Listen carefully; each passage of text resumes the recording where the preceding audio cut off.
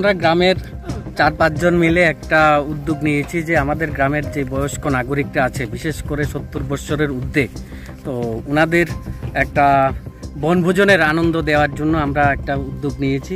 তো এই উদ্যোগে আমাদের গ্রামের 4-5 জন খুবই সক্রিয়ভাবে কাজ করেছেন এবং আজকের বনভোজনে যারা এসেছেন ওনাদের যে অতীতকালের যে বনভোজনের একটা আনন্দ, সেই আনন্দটা আবার ফিরিয়ে এনে দেওয়ার জন্য আমাদের এই উদ্যোগ।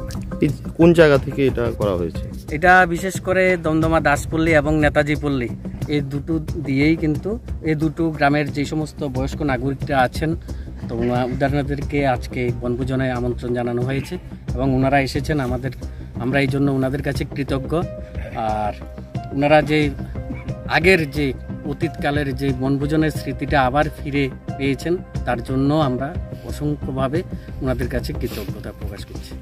আমরা ছোট অবস্থায় যে আমরা বনভোজন করছি এবং দীর্ঘ প্রায় 60-65 বছর আমরা এটা দেখিও নাই এবং করতাম ক্ষমতাইগুলো না।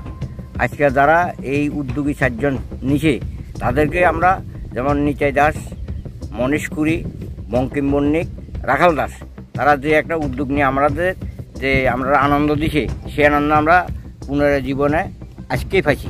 এটা আমরা তাদের কাছে আমরা যে অতি গর্বের নিয়ে আমরা তাদের এই অভ্যুত্থানা জানাই এবং শত শত ধন্যবাদ এবং সবাইকে আমরা আনন্দ দেওয়া, এটাই আমরা তাদেরকে যে পাইছি, এটাই আমাদের সাফল্য। আপনারা কতজন আছেন? আমরা 30 জন। সবাই বয়স্ক? সব বয়স্ক, 60-70, 60 হচ্ছে 70 এবং 60-এর উপরে সব। কেমন আনন্দ হয়েছে? আনন্দ বৈঠক গান টান গাইতেছি, অত নাচা গুদা করতেছি। এটা আমরা দীর্ঘদিনের একটা জীবনদান ফাঁসি হিসেবে আমরা আনন্দ। আপনার আনন্দের জন্য কি কি ব্যবস্থা করা হয়েছে?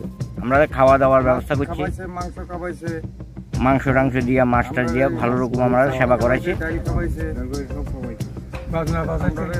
বাজনা আনন্দ সব কিছু।